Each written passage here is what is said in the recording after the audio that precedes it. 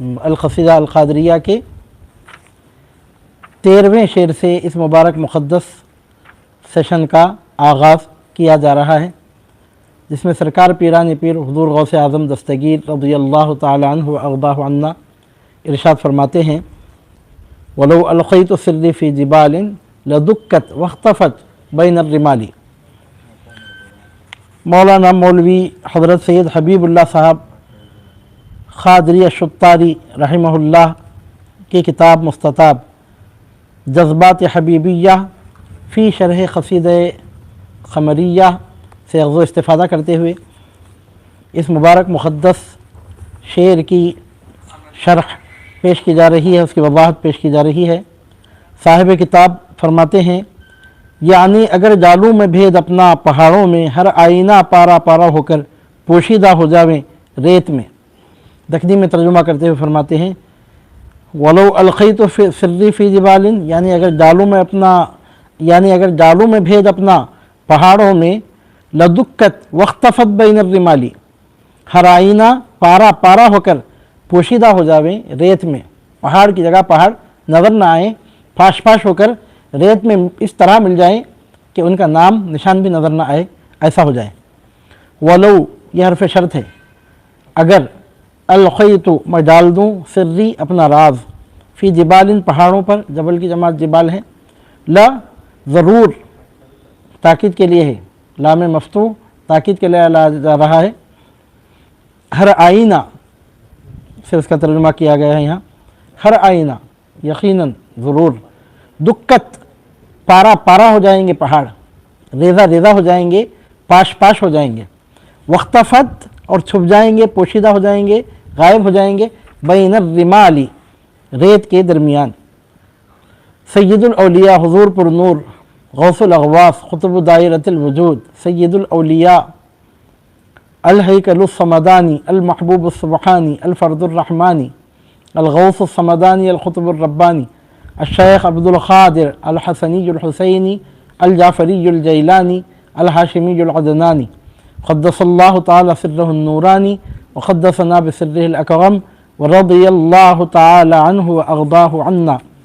اس شعر میں اپنی شان غوثیت کبریٰ کا اظہار کرتے ہوئے ارشاد فرماتے ہیں کہ اگر میں اپنا راز پہاڑوں پر ڈالوں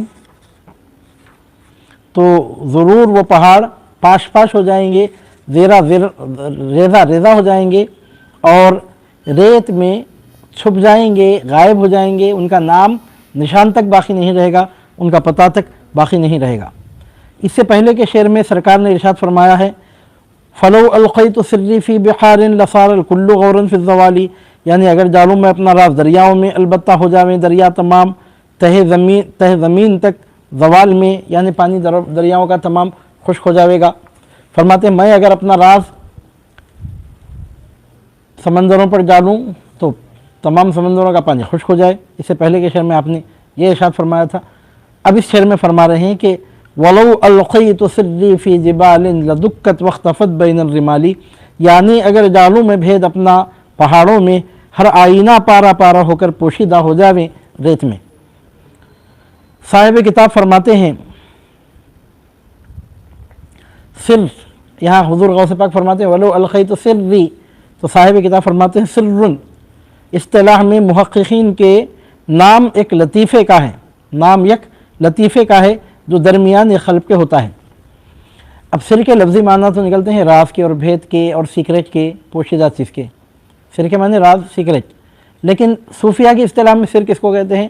تو حضرت صاحب کتاب فرماتے ہیں کہ محققین کے پاس اصطلاح میں سر در حقیقت ایک لطیفے کا نام ہے، ایک لطیفے کا نام ہے۔ مطلب کیا ہے یہاں پر؟ لطیفہ مطلب قلب کی ایک کیفیت، دل میں گزرنے والی روحانی کیفیتوں میں سے ایک کیفیت، ایک لطیفہ مطلب ایک کیفیت قلب کی، اس کا نام ہے سرن۔ اور یہ کیفیت کہاں گزرتی ہے، یہ لطیفہ کہاں ہوتا ہے؟ تو فرماتے ہیں جو درمیان قلب کے ہوتا ہے، جیسا کہ روح بدن میں ہوتی ہے، اور وہی محل مشاہدہ ہے جیسا کہ روح محل محبت اور خطب محل معرفت ہے۔ یہاں فرماتے ہیں کہ انسان کے جسم میں جس طرح بدن میں جس طرح روح ہوتی ہے، انسان کے جسم میں جس طرح روح ہوتی ہے اور وہ روح محبت کا محل ہے اور پورے جسم میں حلول کیے ہوئے ہے، یا روح کی کئی پرتوں میں سے اس کے مختلف انداز میں اس کا وجود پایا جاتا ہے۔ تو یہاں فرماتے ہیں کہ اسی طرح آپ سمجھیے جس طرح روح بدن میں پائی جاتی ہے اس طرح قلب میں ایک لطیفہ پایا جاتا ہے، اس کو کہتے ہیں سر۔ بدن میں جو روح پائی جاتی ہے وہ محل محبت ہے، محبت کا مقام ہے، اور قلب میں جو سر پایا جاتا ہے، جو لطیفہ پایا جاتا ہے جس کو سر کہتے ہیں، وہ در حقیقت محل مشاہدہ ہے۔ وہاں بندے کو خدا کا مشاہدہ ہوتا ہے، مخلوق کو خالق کی دید نصیب ہوتی ہے جیسا اس کے شان کے لائق ہے۔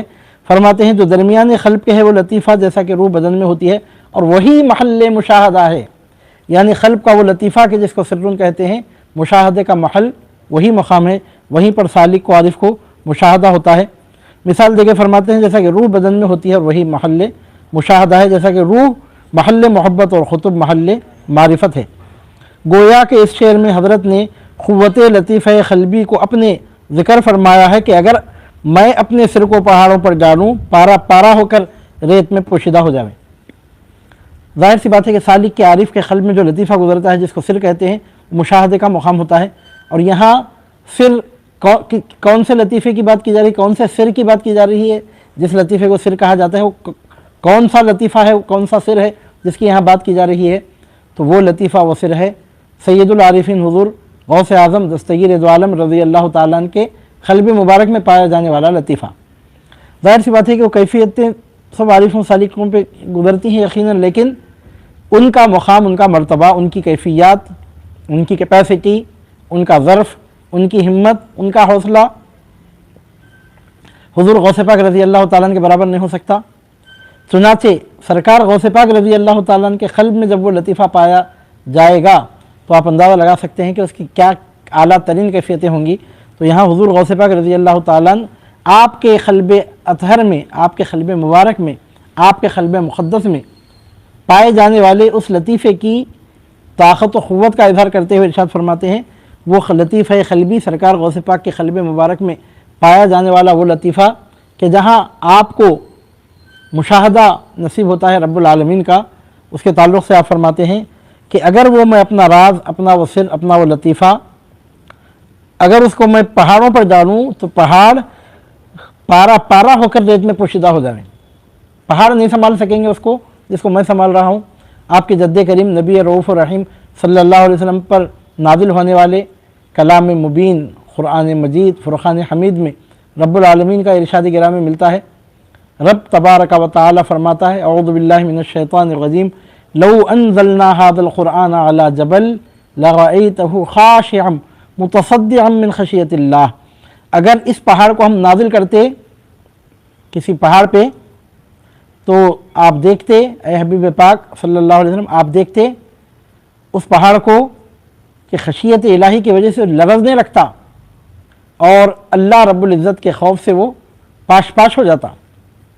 اور یہاں سرکار غوث پاک رضی اللہ تعالیٰ عنہ فرماتے ہیں کہ آپ کے قلب پاک کا وہ لطیفہ جہاں آپ کو مشاہدہ نصیب ہوتا ہے، اس کی کیفیت کا اظہار کرتے آپ ارشاد فرماتے ہیں، اگر میں اپنے سر کو پہاڑوں پر ڈالوں، پارا پارا ہو کر ریت میں پوشیدہ ہو جاویں، یعنی حضور غوث پاک سرکار پیران پیر رضی اللہ تعالیٰ عنہ کے قلب اطہر میں پائے جانے والے اس لطیفے کی قوت و طاقت کا یہ حال ہے کہ بڑے سے بڑے پہاڑ پر اگر آپ اپنا وہ راز ڈال دیں تو پارا پارا ہو جائے، ریزہ ریزہ ہو جائے، بکھر کے ریت میں اس طرح مل جائے کہ دیکھنے والے کو پتہ بھی نہ چلے گا کسی وقت یہاں پر ایک پہاڑ بھی تھا۔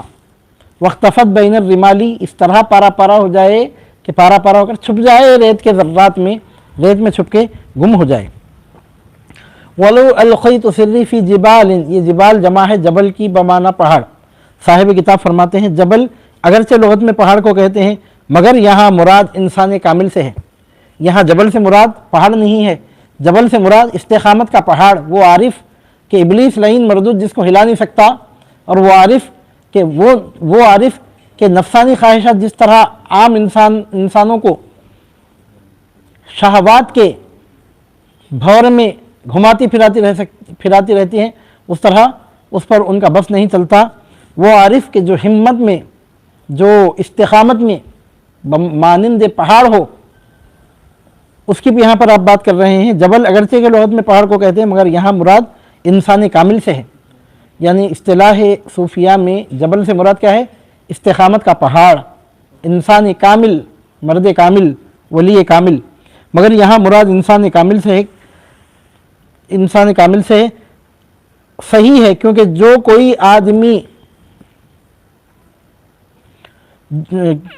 آدمی کوئی چیز میں کمال کو پہنچے اس کو ایک بڑی چیز سے تشبیہ دیتے ہیں، جیسا کہ سخی کو دریائے رحمت، متحمل کو کوہ تحمل کہتے ہیں، مراد اس سے اس چیز میں کامل ہوتی ہے، مراد اس سے اس چیز میں کامل ہوتی ہے۔ اور اصطلاح میں تشبیہ کو تلمیح کہتے ہیں کہ ایک لفظ کہیں اور مراد اس سے دوسری لیں۔ خصوصاً نظم میں یہ امور زیادہ مستعمل ہوتی ہیں، چنانچہ مولوی روم مثنوی میں فرمایا ہے، خوشترا باشد کے سر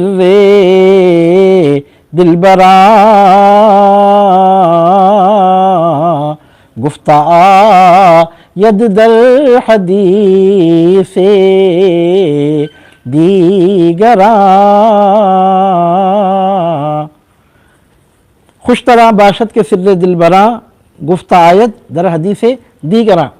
اس شعر کو مثال بناتے ہوئے، مثنوی مولانا روم کے اس شعر کو مثال بناتے ہوئے حضرت صاحب کتاب فرماتے ہیں کہ عام طور پر یہ طریقہ ہے کہ کسی چیز میں جب کوئی شخص کامل ہوتا ہے تو اس کو تشبیہ کے طور پر کسی ایسی چیز سے تشبیہ دیتے ہیں جو خود بھی کسی چیز میں کامل ہو۔ مثال کے طور پر پہاڑ ٹھہرنے میں بہت کامل ہوتا ہے، اس کو کوئی ہلا نہیں سکتا بڑی آسانی کے ساتھ۔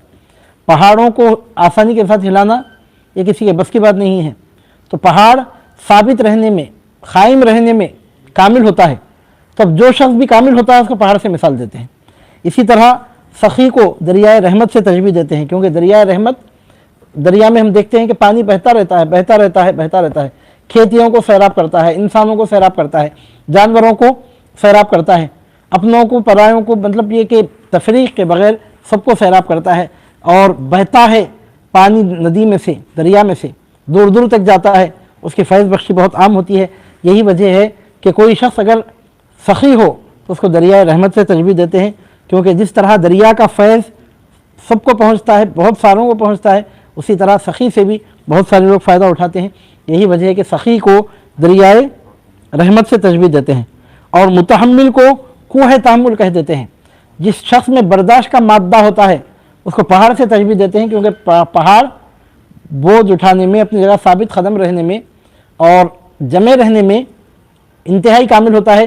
یہی وجہ ہے کہ جو شخص صاحب استقامت ہو، جمع رہے کسی بات پر، مضبوطی کے ساتھ کسی بات پر قائم رہے، تو اس کو کوہ تحمل کہہ دیتے ہیں، اس کو تحمل کا پہاڑ کہہ دیتے ہیں۔ کیسے حالات کیوں نہ آئے، لیکن وہ اپنی جگہ برابر اپنے کام پر ڈٹا ہوا ہے، جمع ہوا ہے، تو اس کی مثال پہاڑ کی جیسی ہو جاتی ہے، اس کو کوہ تحمل کہتے ہیں۔ فرماتے ہیں مراد اس سے اس چیز میں کامل ہوتی ہے۔ اب سخی کو اگر دریائے رحمت کہتے ہیں تو مطلب یہ ہے کہ جس طرح دریا میں فیض کمال کو پہنچا ہوا ہوتا ہے، دریا کا فیض حد کمال کو پہنچا ہوتا ہے، اسی طرح سخی کا فیض بھی حد کمال کو پہنچا ہوتا ہے۔ وہ بھی کامل ہے فیض پہنچانے میں، فائدہ پہنچانے میں، نفع پہنچانے میں، یہ بھی کامل ہے فیض پہنچانے، فائدہ پہنچانے، نفع پہنچانے میں۔ تو ایک چیز میں دونوں کامل ہیں، نفع بخشی میں وہ بھی کامل ہے، نفع بخشی میں یہ بھی کامل ہے، فیض بخشی میں وہ بھی کامل ہے، فیض بخشی میں یہ بھی کامل ہے۔ مخلوق کو اس سے بھی خوب نفع حاصل ہو رہا ہے، اور مخلوق کو اس سے بھی خوب نفع حاصل ہو رہا ہے۔ دونوں جگہ نفع بخشی، فیض بخشی، منفعت مرتبہ کمال کو پہنچی ہوئی ہے۔ تو یہ یکسانیت دیکھتے ہوئے، سملیرٹی دیکھتے ہوئے سخی کو کیا کہتے ہیں؟ دریائے رحمت کہہ دیتے ہیں۔ اور اسی طرح جو شخص متحمل ہو، استقامت اور جمے رہنے میں جو مضبوط ہوتا ہے، اس کو کوہ تحمل کہہ دیتے ہیں، مراد اس سے اس چیز میں کامل ہوتی ہے۔ اور اصطلاح میں ایسی تشبیہ کو تلمیح کہتے ہیں۔ فنی اصطلاح میں ایسی تشبیہ کو کیا کہتے ہیں؟ تلمیح کہتے ہیں، کہ ایک لفظ کہیں اور مراد اس سے دوسری لیں۔ آپ یہ نہیں کہہ رہے ہیں کہ وہ پہاڑ کے جیسا ہے، ایسا نہیں بول رہے ہیں۔ ایسا اگر حرف تشبیہ درمیان میں لائی جائے، حرف تشبیہ کو درمیان میں لایا جائے تو تشبیہ ہے۔ وہ پہاڑ کے جیسا ہے، وہ دریا کے جیسا ہے، بولے تو تشبیہ ہوتی، جیسا حرف تشبیہ وہاں لایا جا رہا ہے۔ لیکن یہاں پر حرف تشبیہ نہیں لایا جا رہا ہے، آپ کہہ رہے ہیں کہ وہ خود دریا ہے۔ دریا کے جیسا ہے بولنے کے بجائے آپ کیا بول رہے ہیں؟ وہ دریا ہے۔ پہاڑ کے جیسا ہے بولنے کی جگہ کیا بول رہے ہیں؟ پہاڑ ہے۔ تو اس میں اور زیادہ کمال ہوتا ہے. دریا کے جیسا ہے بولنے میں جو معنویت پائی جاتی ہے، دریا ہے بولنے میں اس سے زیادہ معنویت پائی جاتی ہے. جیسا کہ ہمارے حضور نبی کریم صلی اللہ علیہ وسلم کو اللہ رب العزت نے رحمت کے جیسا ہے، رحمت والا ہے، رحمت لایا ہے، ایسا بولنے کے بجائے ارشاد فرمایا سراپا رحمت بن کے آیا ہے. وما ارسلناک الا رحمتا للعالمین، ہم نے آپ کو تمام عالمین کی طرف رحمت بنا کے بھیجا. رحمت والا بنا کے بھیجا نہیں فرمایا بلکہ رحمت بنا کے بھیجا. تو مطلب یہ کہ جب کوئی چیز مرتبہ کمال کو پہنچ جاتی ہے تو کیا کرتے ہیں کہ حرف تشبیہ بھی نکال دیتے ہیں. وہ شخص شیر کے جیسا ہے تو اسے معلوم ہوتا ہے کہ بڑا بہادر ہے، لیکن شیر کے جیسا ہے بولنے کے وجہ آپ کیا بول رہے ہیں وہ شیر ہے، تو اس میں اور زیادہ بہادری کی کیفیت پائی جاتی ہے. تو یہاں فرماتے ہیں کہ سخی کو دریا کہہ دینا، متحمل کو کوہ کہہ دینا، یہ عام طور پہ دیکھنے میں آتا ہے. ایسی تشبیہ کو تلمی کہتے ہیں کہ یک لفظ کہیں اور مراد اس سے دوسری لیں. آپ بول رہے ہیں کہ شیر ہے اور مراد کیا لے رہے ہیں؟ شیر کے جیسا جری بہادر ہمت والا ہے. آپ بول رہے ہیں کہ دریا ہے، مراد لے رہے ہیں دریا کے جیسا خوب نفع بخش فیض پہنچانے والا فیض رساں ہے. آپ بول رہے ہیں پہاڑ ہے اور مراد لے رہے ہیں کہ پہاڑ کی طرح جمع ہوا ہے. تو کہ ایک لفظ کہیں اور اس سے مراد دوسری لیں، اس کو تلمی کہتے ہیں. خصوصاً نظم میں یہ امور زیادہ مستعمل ہوتی ہے. چنانچہ مولوی روم مثنوی میں فرمایا ہے، مولانا رومی رحمہ اللہ کا مثنوی شریف کا ایک شعر یہاں لایا گیا. خوشترا باشد کے سر دلبراں گفتہ آیت در حدیث دیگراں. چنانچہ اولیاء اللہ اکثر ہر چیز میں کمال رکھتے ہیں. چنانچہ اولیاء اللہ اکثر ہر چیز اعلیٰ میں کمال رکھتے ہیں. گویا وہ مثل کوہ ہیں بلکہ کوہ سے بھی بڑھ کر، کیونکہ حدیث شریف میں آیا ہے اشد الاشیاء الحجر، یعنی سخت ترین اشیاء کا پتھر ہے. اگر اس سے سخت ہو تو لوہا ہے، کیونکہ پتھر کو توڑتا ہے. اور لوہے سے زیادہ سخت آتش ہے کہ وہ لوہے کو بھی گلا دیتی ہے. اور آتش سے زیادہ سخت پانی ہے کہ وہ آتش کو بجھا دیتا ہے. اور پانی سے زیادہ سخت ہوا ہے کہ وہ پانی کو بھی اڑا دیتی ہے. اور ہوا سے زیادہ سخت آدمی ہے کہ وہ اس کو بھی بند کرنے کا بندوبست کر سکتا ہے. جب ہر آدمی پتھر سے بڑا سخت ہے، اولیاء اللہ کو اگر مثل کوہ تشبیہ دیں کیا عجب ہے.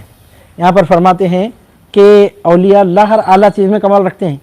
جتنی چیزیں ہیں جو اعلیٰ چیزیں ہیں، جو عمدہ چیزیں ہیں، جو علویات سے تعلق رکھنے والی چیزیں ہیں، ان میں اولیاء کو بڑا کمال حاصل ہوتا ہے. چنانچہ فرماتے ہیں کہ وہ کوہ ہیں بلکہ کوہ سے بڑھ کر ہیں. اگر ان کو پہاڑ کہا جائے تو کیا حیرت کی بات ہے، بلکہ وہ تو پہاڑ سے بھی بڑھ کر ہیں.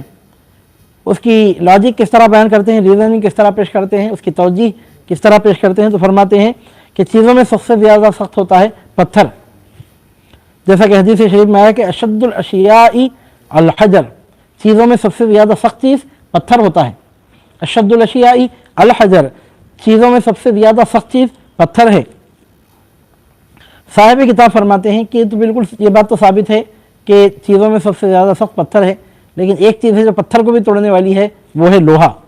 تو معلوم ہوتا ہے کہ لوہا پتھر سے بھی زیادہ سخت ہے. اور ایک چیز ہے جو لوہے کو بھی گلا کے رکھ دیتی ہے، مطلب لوہے کو نرم کر دیتی ہے، وہ چیز ہے آگ. تو اس سے معلوم ہوتا ہے کہ آگ اس سے زیادہ سخت ہے. ایک چیز ہے کہ جو آگ کو بجھا کے رکھ دیتا ہے، وہ ہے پانی. تو معلوم ہو رہا ہے کہ پانی آگ سے بڑھ کے پاورفل ہے. اور ایک چیز ہے کہ پانی کو اڑا کے لے جاتی ہے جدھر لے جانا چاہے، وہ ہے ہوا. تو اس سے معلوم ہوتا ہے کہ ہوا پانی سے زیادہ سخت ہے. اس کے بعد فرماتے ہیں کہ ہوا سے زیادہ سخت اگر کوئی چیز ہے تو آدمی ہے، کیونکہ وہ ہوا کو بھی بند کرنے کا بندوبست کر سکتا ہے. جب آدمی پتھر سے بڑا سخت ہے، اولیاء اللہ کو اگر مثل کو تشبیہ دیں کیا عجب ہے. آپ انبیاء کرام علیہ السلام کے احوال گرامی دیکھیے، قصص الانبیاء، انبیاء کرام علیہ السلام کے واقعات دیکھیے. قوموں کے ساتھ کس طرح ان کو مقابلہ کرنے کی نوبت آتی تھی. قومیں مقابلہ کر کر کے تھک جاتی تھیں، لیکن پیغمبروں کے طرز عمل میں بال کے برابر فرق نہیں آتا تھا. ابھی اولیاء کون ہیں؟ انبیاء کرام علیہ السلام کے جانشین ہیں. کوئی مقام عیسوی میں، کوئی مقام موسوی میں، کوئی داؤد علیہ السلام کے لطیفے کا حامل بن کر، کوئی سلیمان علیہ السلام کے کیفیات کا حامل بن کر دنیا میں آتا ہے. چنانچہ ہم دیکھتے ہیں کہ اولیاء میں سب سے بڑی چیز جو ہوتی ہے، مطلب بہت بڑی چیز جو ان میں پائی جاتی ہے، وہ ہے استقامت. کسی کام کو شروع کرتے ہیں اللہ کی رضا کے لیے، جب کوئی کام کرنا شروع کرتے ہیں کسی کام کو انجام دینا چاہتے ہیں تو بڑی مضبوطی کے ساتھ وہ کام انجام دیتے ہیں۔ اس واسطے صوفیہ کے پاس کہا گیا الاستقامت فوق الکرامتی، کہ استقامت کرامت سے بھی بڑھ کر ہے۔ کرامت آسان ہے، استقامت اس سے بھی مشکل ہے۔ کرامت دکھانا آسان ہے اولیاء کے لیے، اور استقامت اس سے بھی زیادہ مشکل ہے۔ اور استقامت جو اولیاء میں آتی ہے وہ اس کی وجہ کیا ہے، وہ کون سی چیز ہے جس کی وجہ سے ان میں استقامت پیدا ہوتی ہے؟ تو ان میں اخلاص کا جذبہ پیدا ہو جاتا ہے، جس کی وجہ سے وہ بہت استقامت والے بن جاتے ہیں۔ اخلاص کا مطلب کیا ہے کہ وہ کسی کام کو جب اللہ کے لیے کرتے ہیں تو پھر ان کی توجہ دوسرے لوگوں کی طرف نہیں ہوتی۔ مطلب اگر کوئی تعریف کرتا ہے تو خوش نہیں ہوتے، کوئی مذمت کرتا ہے تو برا نہیں مانتے، ڈر نہیں جاتے، اجلے کو دیکھے اچھلے، پیلے کو دیکھے پھسلے، یہ حال نہیں ہوتا۔ مخالفین سیکھ سیکھ کر حلقوں میں ان کی آوازیں بند ہو جائیں، ان کے کان میں جو بھی نہیں رنگتی۔ اور اگر کوئی تعریف کرنے والا تعریف کے پل باندھ کر اگر ان کو کنفیوز کرنا چاہے، وہ کبھی اس سے کنفیوز نہیں ہوتے۔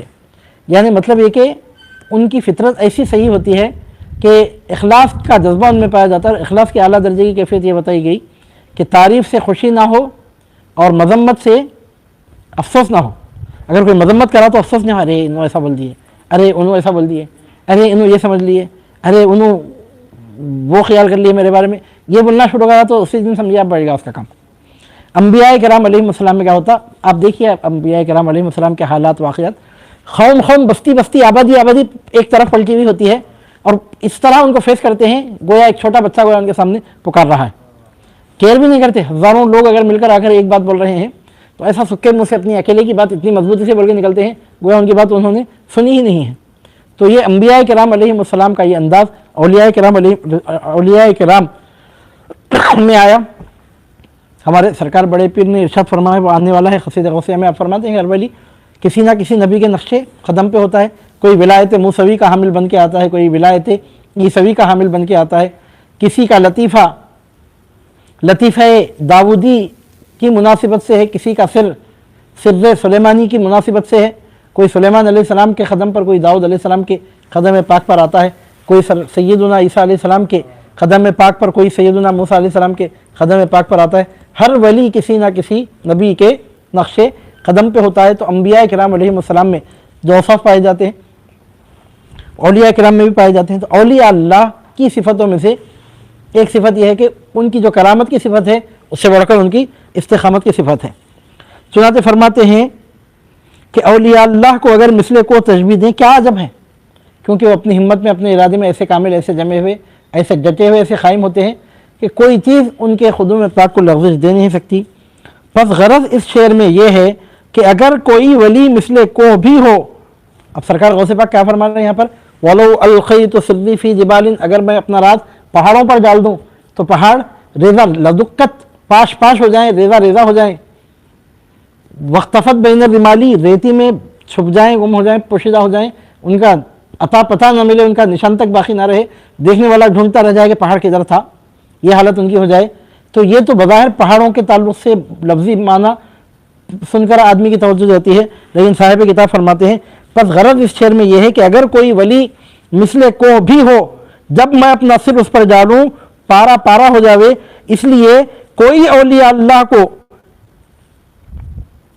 امکان نہ تھا کہ حضرت کے روبرو تکبر یا خود نمائی کرے، اگر اتفاقاً کسی سے خطا سرزد ہو فی الفور سزا پاتا اور شرمندہ ہو جاتا۔ تو مطلب کیا ہے یہاں پر، تو فرماتے ہیں سرکار بڑے پیر کے ارشاد فرمانے کا مطلب یہ ہے کہ اگر میں اپنا راز پہاڑ پر ڈالوں تو مطلب یہاں پہاڑ سے مراد بڑے مرتبے کے اولیاء ہیں، اقلیم اختاب سمجھیے آپ یہاں پر، اولیاء سے مراد عام اولیاء تو خیر ہیں، ان کے اوپر جو اختاب ہیں بڑے بڑے اکابر اولیاء، ان کی طرف گویا آپ اشارہ کر کے فرما رہے ہیں کہ بڑے سے بڑا استقامت کا پہاڑ اگر ہے تو میرے سامنے آ کر کھڑا ہو، اگر میں اس پر اپنا راز اگر ڈال دوں، اگر میری ناراضگی کا وہ شکار ہو جائے، میرے نشانی پہ اگر وہ لگ جائے، اگر میرے سامنے وہ خود نمائی پہ اتر آئے، مطلب کہ اگر میرے سامنے سرنڈر نہ ہو جائے، اگر میرے قدموں میں اپنا سر نہ جھکا دے، اگر اپنے آپ کو میرے سامنے نیاز مندی کے ساتھ پیش نہ کرے، اور اگر میں اس پر اپنا راز ڈال دوں تو پھر وہ کہیں کا نہیں بچے گا، آسماں کا نہیں، زمین کا نہیں، جو تمہارا نہیں، کہیں کا نہیں۔ فرماتے ہیں کہ اگر کوئی ولی مثل کو بھی ہو، اگر کوئی ولایت کا پہاڑ بھی ہو، اگر کوئی ولی مثل کو بھی ہو، جب اپنا سر میں اس پر ڈالوں پارا پارا ہو جاوے۔ اس لیے کوئی اولیاء اللہ کو امکان نہ تھا کہ حضرت کے روبرو تکبر یا خود نمائی کرے۔ اگر اتفاقاً کسی سے خدا سرزد ہو فی الفور سزا پاتا اور شرمندہ ہو جاتا۔ اگر سرکار غوث پاک رضی اللہ تعالیٰ عنہ کی بارگاہ عالیہ میں بڑے سے بڑے ولی کو اظہار نیاز مندی میں اگر کچھ ان سے کمی سرزد ہو جاتی، اسی وقت سزا پاتے اور ایسے نتیجے کو پہنچتے کہ شرمندگی ان کا مقدر بن جاتی۔ چنانچہ پھر بارگاہ غوثیت کبریٰ میں ان کو رجوع لانا پڑتا اور پھر سراپا نیاز بن کر حضور سید الاولیاء غوث اعظم دستگیر دو عالم رضی اللہ تعالیٰ عنہ کے دروازے کرم پر کھڑے ہوتے اور پھر سرکار غوث پاک کرم فرما کر معاف فرما دیتے۔ اور کرم کرنا، عطا کرنا یہ تو خاندانی کام ہے، چنانچہ جب وہ خود معاف فرما دیتے تو پھر کہیں ایسے لوگوں کی بات بناتی۔ چنانچہ مناقب غوثیہ میں مروی ہے، اب یہاں پر ایک مثال پیش کر رہے ہیں، سرکار غوث پاک رضی اللہ تعالیٰ عنہ کی ایک مثال پیش کر رہے ہیں، ایک واقعہ پیش کر رہے ہیں۔ کتاب مناقب غوثیہ کے حوالے سے یہ روایت لا رہے ہیں، فرماتے ہیں چنانچہ مناقب غوثیہ میں مروی ہے کہ شیخ احمد جام زندہ فیل ایک پیر بھائیوں سے حضرت ابو سعید ابو الخیر مبارک مخزومی رحمۃ اللہ علیہ مروی ہے کہ شیخ احمد جام زندہ فیل ایک پیر بھائیوں سے حضرت ابو سعید ابو الخیر مبارک مخزومی رحمۃ اللہ علیہ کا تھا، نہایت مرد بزرگ با کرامت، ہمیشہ شیر پر سوار ہو کر سیاحی کیا کرتا تھا اور جس ملک اور جس شہر میں جاتا وہاں کے خطب کو کہلاتا کہ جلد ایک گائے میرے شیر کو بھیج دے ورنہ میں اپنے شیر کو چھوڑ دیتا ہوں۔ خطب اس ولایت کو بغیر دیے کوئی گائے کے چارہ نہ تھا۔ یعنی اب یہاں پر وہ کرامت پیش کر رہے ہیں کہ ایک بڑے بزرگ تھے اس زمانے میں، سرکار بڑے پیر کے زمانے میں، جن کا نام پاک تھا شیخ احمد جام زندہ فیل، شیخ احمد جام رحمۃ اللہ علیہ۔ وہ کون تھے؟ تو صاحب کتاب فرماتے ہیں کوئی غیر نہیں تھے، حضرت سرکار غوث پاک رضی اللہ تعالیٰ نے جن کے ہاتھ سے خرقہ پہنا تھا، سیدنا و امامنا و شیخنا شیخ ابو سعید مبارک مخزومی رحمہ اللہ، جن کے ہاتھ سے سرکار غوث پاک رضی اللہ تعالیٰ نے خرقہ پہنا تھا، ان کے پیر بھائیوں میں سے تھے وہ۔ یعنی سرکار غوث پاک کو جنہوں نے خرقہ پہنایا تھا ان کے پیر بھائیوں میں سے تھے حضرت شیخ احمد جام زندہ فیل۔ ایک پیر بھائیوں سے حضرت ابو سعید ابو الخیر مبارک مخزومی رحمۃ اللہ علیہ کا تھا، مطلب حضرت ابو سعید مبارک مخزومی رحمہ اللہ کے وہ پیر بھائی تھے جن کے ہاتھ سے سرکار غوث پاک نے خرقہ پہنا تھا۔ اور وہ کون تھے؟ حضرت ابو سعید، حضرت سیدنا حضرت شیخ احمد جام کون تھے؟ سیدنا ابو سعید مبارک مخزومی کے پیر بھائی تھے اور نہایت مرد بزرگ با کرامت، بڑے مرد بزرگ تھے اور بڑی کرامتی ان سے ظاہر ہوتی تھی، ہمیشہ شیر پر سوار ہو کر سیاحی کیا کرتا تھا۔ یعنی حضرت احمد جام، شیخ احمد جام ہمیشہ شیر پر سوار ہو کر گھومتے پھرتے رہتے تھے اور طریقہ ان کا یہ تھا کہ جس ملک اور شہر میں جاتا وہاں کے خطب کو کہلا تھا کہ جلد ایک گائے میرے شیر کو بھیج دے ورنہ میں اپنے شیر کو چھوڑ دیتا ہوں۔ خطب اس ولایت کو بغیر گائے دیے کوئی چارہ نہ تھا، شیر پر بیٹھ کر گھومتے پھرتے رہتے تھے، جس شہر میں جاتے وہاں کے خطب کو کہلا بھیجتے کہ میرے شیر کے لیے ایک گائے کا تم انتظام کرو ورنہ میں اپنے شیر کو کھلا چھوڑ دوں گا۔ ظاہر سی بات ہے کہ شیر اگر کھلا چھوڑ دیا گیا انسانوں کی، جانوروں کی آبادیوں میں، مطلب تو بستی کا کیا ہوگا؟ چنانچہ اب اس علاقے کے جو خطب ہوتے وہ فوراً ان کے لیے، ان کے شیر کے لیے گائے کا انتظام کر دیتے۔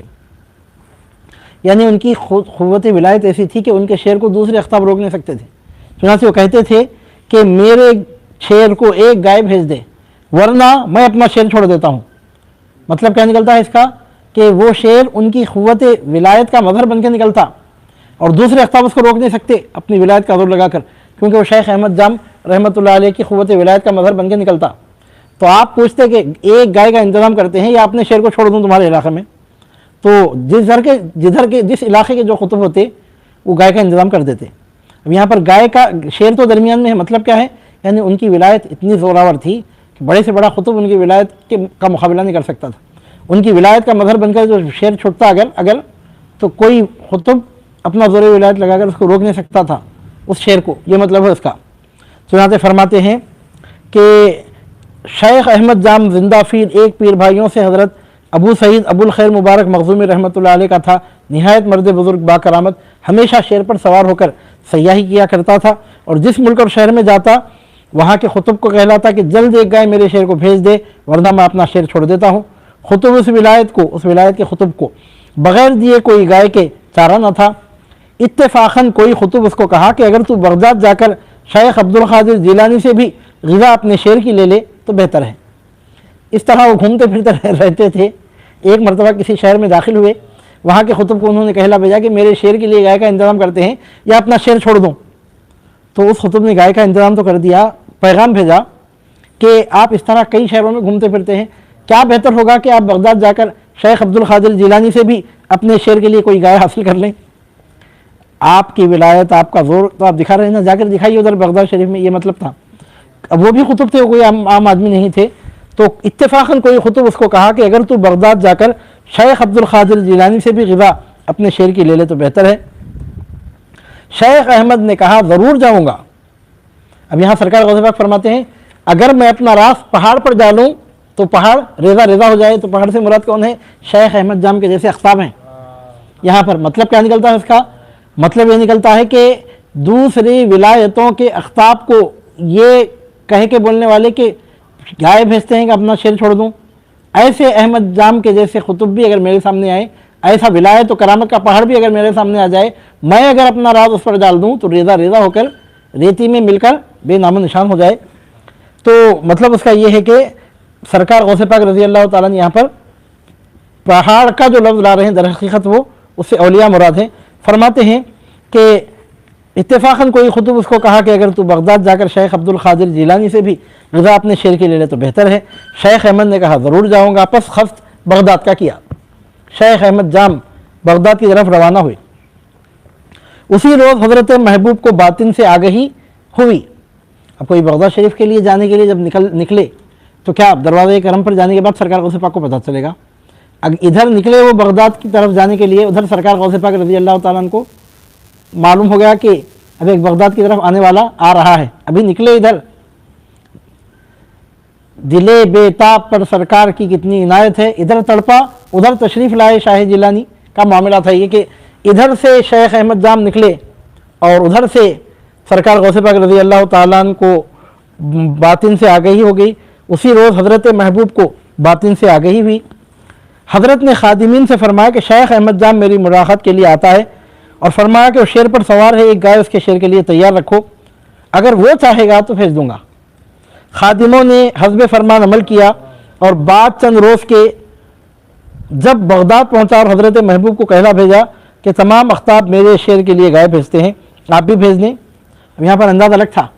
अब जहाँ दूसरी जगह जाते तो क्या बोलते थे, मेरे शेर के लिए गाय का इंतज़ाम करते हो कि अपने शेर को छोड़ दूँ। लेकिन यहाँ पहुँचे तो सरकार गौसे पाक रज़ी अल्लाह ताला की बारगाह में अंदाज़ बदल गया था। यहाँ आपने इस तरह दरख्वास्त की कि सरकार मेरा तरीक़ा है कि जहाँ भी जाता हूँ मेरे शेर के लिए अख्ताब इंतज़ाम करते हैं, चुनांचे आप भी इंतज़ाम फरमा दें, क्योंकि हर जगह ऐसा हो रहा है। अंदाज़ बदला हुआ था। गाय भेजते हैं कि शेर को छोड़ दो, मालूम नहीं था, ये नहीं अंदाज़ नहीं था, क्योंकि मालूम था कि अगर यहाँ शेर को भेजने की बात की जाए तो शेर को भेजने वाला भी कौन से अंजाम को पहुँच सकता है, उनको भी अंदाज़ा था इतना। तो चुनांचे यहाँ पर मैसेज भेजने का अंदाज़ अलग था। चुनांचे कहला भेजा कि तमाम अख्ताब मेरे शेर के लिए गाय भेजते हैं, लिहाजा आप भी भेज दें। और सरकार गौसे पाक रज़ी अल्लाह ताला ने पहले ही खादिमीन से फरमाया था कि शेख अहमद जाम आ रहा है शेर पर सवार होकर, अगर वो पूछेगा तो एक गाय मैं उसको अता करूँगा, एक गाय उसके शेर के लिए तैयार करो, अगर वो चाहेगा तो भेज दूँगा। चुनांचे उन्होंने आकर पैगाम भेजा कि जहाँ जाता हूँ वहाँ के अख्ताब मेरे शेर के लिए गाय का इंतज़ाम करते हैं, आप भी भेज दें। हज़रत ने जवाब फरमाया मालूम हुआ उतर जा, मालूम हुआ तू जा और ख़बर कर कि मतलूब तेरा पीछे आता है। यानी उनका कोई खादिम, कोई फ़रस्तादा आया सरकार गौसे पाक की बारगाह में, उनका कोई खासिद आया, उनका पैगाम पहुँचाया कि हज़रत इस तरह फरमाते हैं। तो सरकार गौसे पाक रज़ी अल्लाह ताला ने फरमाया मालूम हुआ, ठीक है, मिल गया मैसेज, तू जा और ख़बर कर। फरमाया कि जाकर कहना कि ठीक है मैसेज पहुँच चुका है, मतलूब तेरा पीछे आता है, जो चीज़ तुम दावा कर रहे हो वो चीज़ तुम्हारे पीछे आने वाली है, थोड़ी देर में इंतज़ार करो। मरवी है कि जब खादिम जवाब से हज़रत के शेख अहमद को आगाह किया, खादिम ये नहीं कहा सरकार उधर अपने साथ लेकर जाओ, फरमाया कि जाकर कहना کہ میسیج پہنچ چکا ہے، تمہارا مطلب بھی پورا ہو جائے گا، یہ کہنا، درمیان میں وقفہ رکھا دیکھنے کے لیے، ظاہر کرنے کے لیے کہ وہ کیا کہتے ہیں۔ جب خادم گیا اور شیخ احمد کو آگاہ کیا تو شیخ برائے تکبر کہا کہ تمامی اولیاء میں کوئی شخص شیخ عبد القادر جیلانی کے مرتبے کا نہیں نظر آیا، مگر وہ بھی میری سہولت سے ڈر گیا، نعوذ باللہ من ذالک، اور میرے شعر کی غذا بھیجنی قبول کیا۔ اب وہ کیا ہے کہ وہ الگ الگ کیفیتیں گزرتی ہیں، وہ نارمل حالت میں تو اتنی بڑی بات کوئی بولنے کی ہمت نہیں کر سکتا۔ مطلب یہ کہ ان پر کچھ شکر کا عالم طاری تھا اس وقت۔ عالم شکر میں وہ کیا ہوتا ہے، بعض وقت اولیاء کو اللہ رب العزت کے قرب کی وجہ سے عالم شکر میں پہنچ کر جب دیکھتے ہیں اپنے آپ کو کہ بارگاہ الہی کے وہ کیسے مقرب ہیں، تو ان پر ایسا شکر، ایسی مستی، ایسی مدوشی طاری ہوتی ہے کہ اس مقام مستی میں، اس نشاط کے عالم میں ان کی زبان سے اس طرح کے کلمات نکلتے ہیں۔ لیکن یہ بارگاہ غوثیت کا معاملہ ہے، یہاں پر نہ شکر کا خیال کیا جاتا ہے نہ صحو کا، وہ صحو میں ہے، شکر میں ہے، وہ سب معاملات یہاں دیکھے نہیں جاتے ہیں۔ صحو تھا تو آدمی صحو کے انجام کو پہنچتا ہے، شکر تھا تو پورے شکر کا نشہ ایک جھٹکے میں اتار دیا جاتا ہے۔ چنانچہ انہوں نے کہا کہ سرکار غوث پاک رضی اللہ تعالیٰ نے بھی میرے شعر کے لیے غذا بھیجنی قبول کی اور میرے شعر کی غذا بھیجنی قبول کی۔ محبوب نے اپنے فقیر کو حکم فرمایا تھا کہ فلاں گائے جو خانخواہ میں ہے شیخ احمد کے نزدیک پہنچا دے۔ فقیر حسب الحکم جب گائے خانخواہ سے کھول کر شیخ کی طرف لے چلا، ایک کتا بھی خانخواہ کا اس کے ساتھ ہو گیا۔ سرکار غوث پاک رضی اللہ تعالیٰ نے کسی طالب کو حکم دیا، کسی فقیر کو، کہ وہ گائے خانخواہ میں موجود ہے، لے جا کر شیخ احمد کو شیر کے سامنے پیش کر دو۔ خادم خانخواہ سے نکلا، گائے کو لے کر جا رہا تھا کہ خانخواہ کا ایک کتا بھی اس کے ساتھ ہو گیا۔ جب گائے وہاں پہنچی، شیخ احمد نہایت خوشی سے شیر کو اپنی گائے پر چھوڑا۔ شیر گائے پر حملہ کر کے چاہتا تھا کہ پھاڑ ڈالے، کتا سبقت کیا اور ایک دست میں حلق اس شیر کا پکڑ کے چیر ڈالا اور پارا پارا کیا۔ اس وقت شیخ احمد شرمندہ ہو گیا اور اقرار کیا کہ شیخ عبد القادر میرا مرشد ہے۔ پس حضور میں حضرت کے آ کر شرف استفادہ حاصل کیا اور زمرہ مریدین میں داخل ہوا۔ اس لیے کوئی بزرگ کہا ہے، سگے درگاہ میرا چخواہی قرب حقانی کہ بر شیرہ شرف دارد سگے درگاہ جیلانی۔ فرماتے ہیں کہ خانخواہ کا ایک شیر تھا، مطلب اس کے بارے میں روایتوں میں آتا ہے کہ اس کو وہ ایک گلی میں رہنے والا کتا تھا اور سرکار غوث پاک کی نظر کرم اس پر پڑ جایا کرتی تھی کئی مرتبہ۔ مطلب یہ کہ حضور غوث پاک رضی اللہ تعالیٰ عنہ کی گلی میں وہ رہتا تھا اور سرکار غوث پاک کی نظر اس پہ پڑ جایا کرتی تھی۔ جب شیخ احمد جام کے شیر کے لیے گائے روانہ کی گئی تو خانخواہ کا ایک کتا بھی پیچھے گیا، شیر کے پیچھے پیچھے گیا، یہاں تک کہ جب شیخ احمد جام گائے کو دیکھ کر خوش ہوئے، شیر کو اشارہ کیا کہ لے تیری غذا حاضر ہے، حملہ کر۔ اب شیر جب گائے پر حملہ کرتا ہے تو کتنی تیزی سے حملہ کرتا ہوگا آپ اندازہ لگا سکتے ہیں۔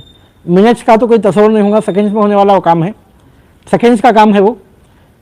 اس سے پہلے کہ شیر گائے پر حملہ کرتا، دست کر کے چھلانگ لگا کر شیر کو پکڑتا، اس سے پہلے کتے نے سبقت کی، یعنی شیر جس رفتار سے چھلانگ لگاتا ہے اس سے بڑھ کر رفتار کے ساتھ کتے نے چھلانگ لگائی، یعنی وہ اگر سیکنڈز میں آگے بڑھ رہا تھا تو یہ فریکشن آف دی سیکنڈ میں آگے بڑھ گیا۔ ایک بجلی تھی کہ کون گئی، ایک آپ یوں سمجھیے کہ ایک برقی لہر تھی کہ دوڑ گئی، کہ روشنی تھی کہ گزر گئی، وہ انداز تھا۔ شیر نے جب گائے پر حملہ کرنا چاہا تو اتنی دیر میں، اس سے پہلے کہ اس پر جھپٹتا، کتے نے دست لگائی اور دست لگا کر ایک ہی وار میں شیر کا منہ پکڑ کر اس کو چیر ڈالا، ایک ہی وار میں اس کا منہ پکڑ کر چیر ڈالا۔ یعنی وہ کہا کرتے تھے دوسرے مقامات پر جا کر، گائے بھیجتے ہوں کہ شیر کو چھوڑوں، تو حضور غوث پاک رضی اللہ تعالیٰ نے بتایا کہ تو شیر کو چھوڑ، میں کتے کو چھوڑتا ہوں، یہ انداز تھا وہاں پر۔ اب جہاں بھی جاتے وہ یہی بولتے تھے کہ گائے کا انتظام کرتے ہو کہ شیر کو چھوڑ دوں، تو یہاں غوث پاک رضی اللہ تعالیٰ نے شیر کے مقابلے میں شیر کو نہیں چھوڑا، گائے کو بھیج کر شیر کو تیار کیا۔ پہلے ادھر سے شیر آ رہا تھا تو یہاں مطلب یہ کہ وہ شیر شیخ احمد جام رحمۃ اللہ علیہ کی ولایت کا مظہر بن کے آ رہا تھا، اور یہ کتا سرکار غوث پاک رضی اللہ تعالیٰ عنہ کے دربانی کی نمائندگی کرتے ہوئے گیا ہوا تھا اس مقام پر۔ چنانچہ اس سے پہلے کہ شیر گائے پر حملہ کرتا، کتے نے دست لگائی اور حلق پکڑ کر اس شیر کا ایک ہی وار میں اس کو چیر ڈالا اور پارا پارا کر دیا۔ شیخ احمد جام رحمۃ اللہ علیہ نے جب یہ انداز، یہ منظر دیکھا تو بڑے شرمندہ ہو گئے اور اقرار کیا کہ شیخ عبد القادر میرا مرشد ہے. نیاز مندی کا انہوں نے اظہار کیا اور سرکار غوث پاک رضی اللہ تعالیٰ عنہ کے نیاز مندوں میں اپنے آپ کو شامل کر لیا. حالانکہ وہ کون تھے؟ حضرت شیخ ابو سعید مبارک مخزومی رحمہ اللہ کے وہ پیر بھائی تھے. انہوں نے حضور غوث پاک رضی اللہ تعالیٰ عنہ کی بارگاہ میں نیاز مندی کا اقرار کیا. ان کو پتہ چلا کہ ہر جگہ ایک ہی طریقہ نہیں چلایا جا سکتا. بعض مقامات ایسے آتے ہیں کہ بغداد کی گلی میں پہنچو تو کتا بھی شیر پر غالب آ جاتا ہے. یہ منظر شیخ احمد جام رحمۃ اللہ علیہ نے دیکھا. فرماتے ہیں پس حضور نے حضرت کے آ کر شرف استفاضہ حاصل کیا اور زمرے مریدین میں داخل ہو گیا. اور حضور غوث پاک رضی اللہ تعالیٰ عنہ کے وہ مریدین میں شامل ہو گئے. اس کے بعد یعنی مطلب یہ کہ پہلے سے حضرت ابو سعید مبارک مخزومی رضی اللہ تعالیٰ عنہ کے پیر بھائی تھے. مطلب حالانکہ وہ پہلے سے وہی خلافت وہی اجازت ان کو حاصل تھی آلریڈی. 2 واسطوں کی اجازت کے ساتھ اپنے پیر بھائی نے جن کو خرقہ عطا کیا تھا بظاہر دکھانے کے لیے، ان سے یعنی سرکار غوث پاک رضی اللہ تعالیٰ عنہ سے شرف استفادہ حاصل کیا اور زمرے مریدین میں داخل ہوئے. اسی لیے کسی بزرگ نے کہا ہے سگے درگاہ میرا شو چخاہی قرب ربانی، سگے درگاہ میرا شو چخاہی قرب حقانی کہ بر شیراں شرف دارد سگے درگاہ جیلانی. اگر تو اللہ رب العزت کا قرب چاہتا ہے تو درگاہ میرا کا کتا بن جا، کیونکہ درگاہ جیلانی کا کتا شیروں پر بھی شرف رکھتا ہے. تو اسے معلوم کیا ہوتا ہے کہ سرکار غوث پاک فرماتے ہیں کہ اگر میں اپنا راز پہاڑ پر ڈالوں تو پہاڑ بھی ریزہ ہو جائے. مطلب یہ کہ شیخ احمد جام کی ولایت کا مظہر بن کے شیر آیا تھا اور یہاں سے سرکار غوث پاک رضی اللہ تعالیٰ عنہ کی نگاہ کرم جس کتے پہ پڑتی تھی وہ کتا گیا تھا، اور استقامت و ولایت و کرامت کا وہ پہاڑ غوث اعظم دستگیر رضی اللہ تعالیٰ عنہ کی گلی کے کتے کو دفع نہیں کر سکا. سرکار غوث پاک رضی اللہ تعالیٰ عنہ کے فرمانے کا یہ مطلب ہے کہ اگر اپنا راز میں بڑے سے بڑے ولی پر ڈالوں تو وہ میرے سامنے قائم نہیں رہ سکتے. اگر کچھ ایسا وسوسہ ان کے دل میں آ جائے تو پھر وہ بچ نہیں سکتے.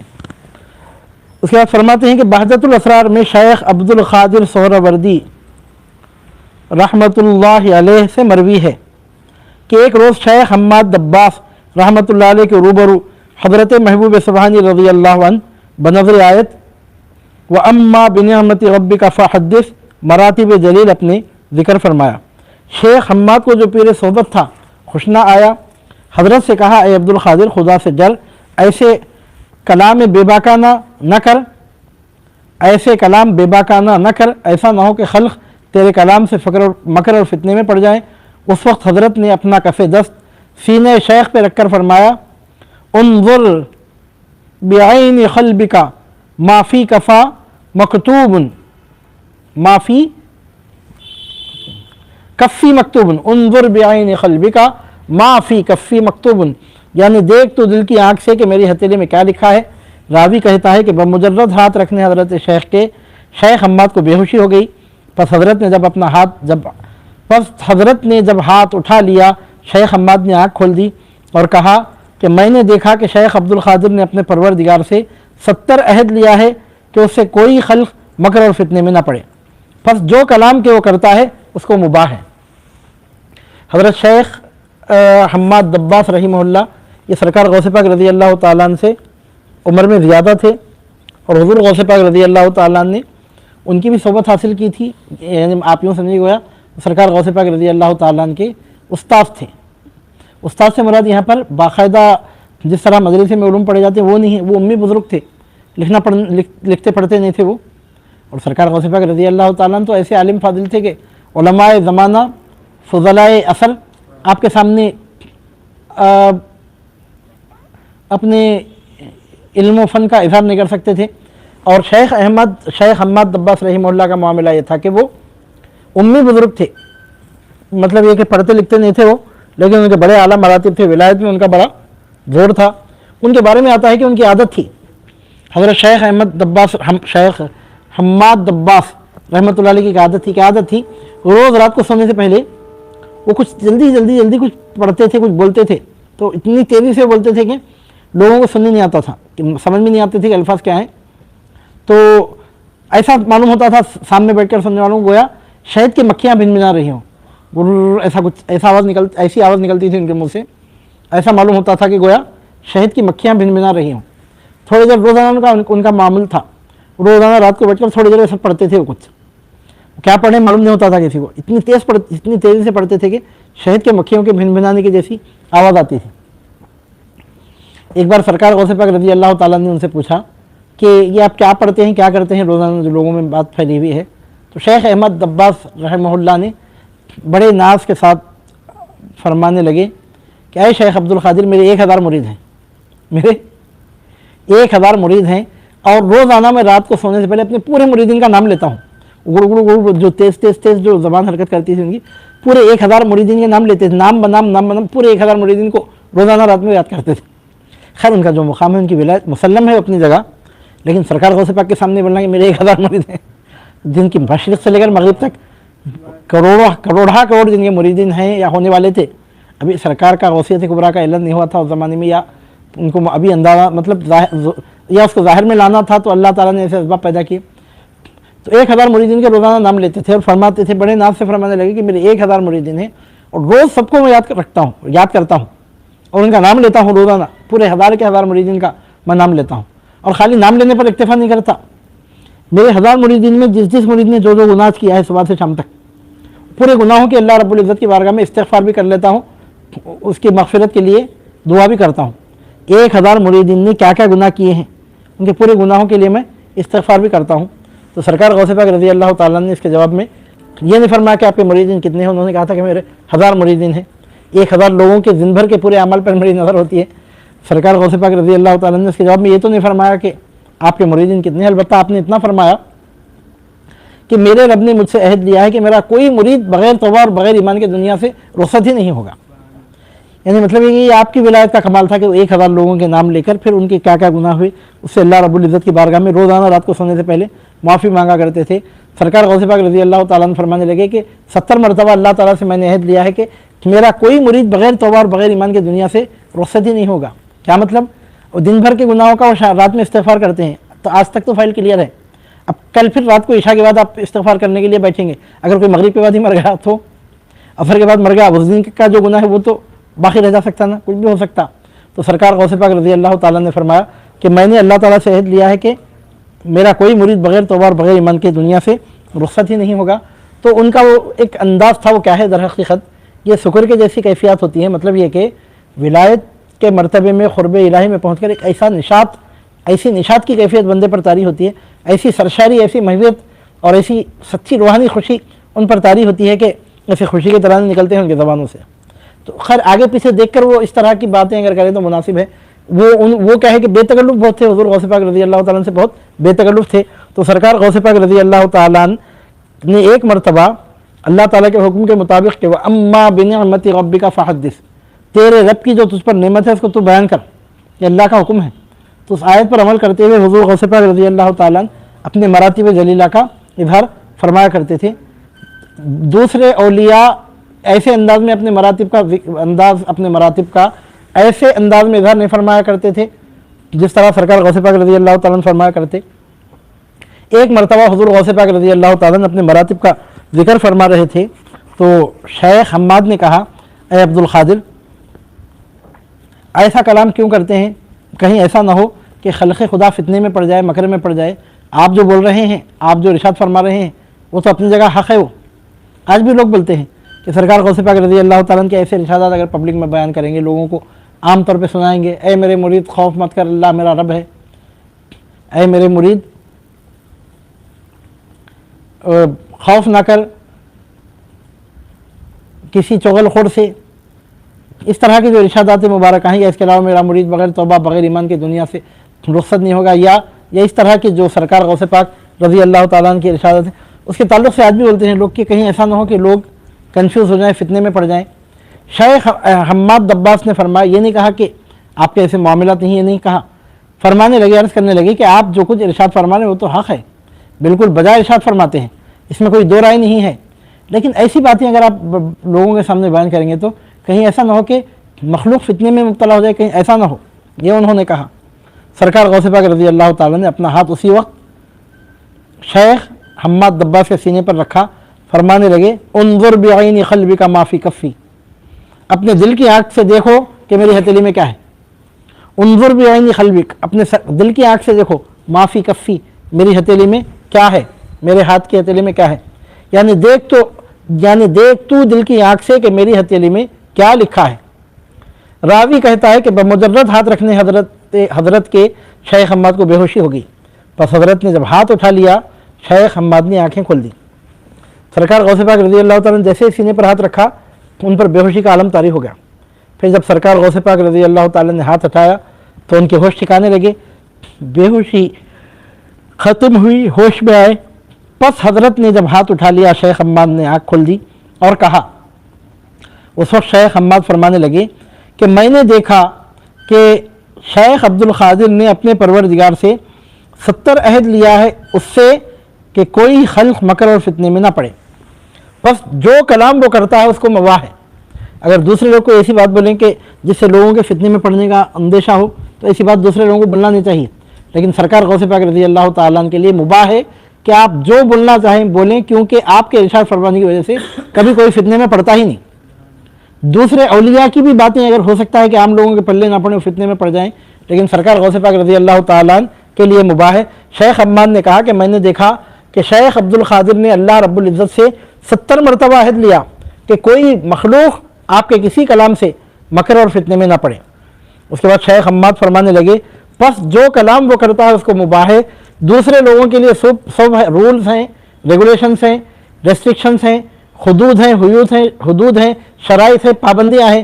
لیکن آپ کا معاملہ یہ ہے کہ جو آپ ارشاد فرمانا چاہے ارشاد فرمائیں، آپ کے لیے کوئی روک ٹوک نہیں ہے، کیونکہ آپ کا مقام ہی ایسا ہے، مرتبہ ہی ایسا ہے کہ جو کچھ آپ ارشاد فرمائیں وہ بجا ہے.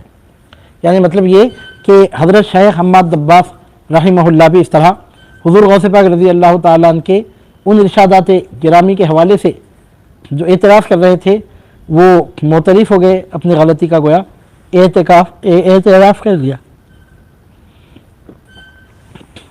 اس کے بعد صاحب کتاب فرماتے ہیں کتاب سفینۃ الاولیاء میں ملا جامی رحمۃ اللہ علیہ نے لکھا ہے کہ شیخ حماد باوجود اس کے کہ امی تھا مگر حق تعالیٰ اس کو علم لدنی ایسا عطا فرمایا تھا کہ 12,000 مرید کامل اس کے تھے. اچھا 1,000 کا جو لفظ بول دیا تھا میں گنتی میں وہ غلط نکلا زبان سے، 1,000 نہیں 12,000 مریدین تھے آپ کے. شیخ حماد دباغ رحمۃ اللہ علیہ کے 12,000 مریدین تھے، 1,000 نہیں 12,000. فرماتے ہیں کہ شیخ حماد باوجود اس کے کہ امی تھا مگر حق تعالیٰ اس کو علم لدنی ایسا عطا فرمایا تھا کہ 12,000 مرید کامل اس کے تھے.